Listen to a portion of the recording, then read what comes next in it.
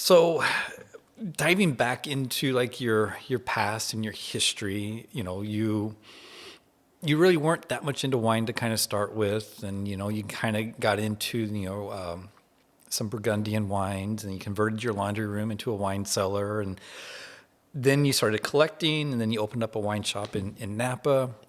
And while you were, had that wine shop in Napa, it sounded like that you were doing some tastings with a Ron Weigand, Weekend. Wiegand, Uh-huh. uh, world's first Master Sommelier in '86. Yeah. What was that like, and what did you learn from him?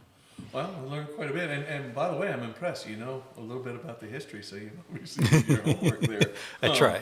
Yeah, so I actually started as a collector in my 20s, and after a few years, I had a pretty big cellar, and I decided to get licensed and start a wine business in Napa. I was essentially an import-export business there, and Right. through that business, the affiliations with the up-and-coming winemakers and some of the other folks in Napa like Ron and Peter Marks, to be a name dropper, I was able to hone my palate. So I learned a lot about, how to evaluate wines and, what the experts considered, the differences between a good wine and a great wine, and how to really focus on that and understand the template that they're using in their mind when they're evaluating wines. And there was a point where I was tasting 200 to 300 wines a week there for 10 years. So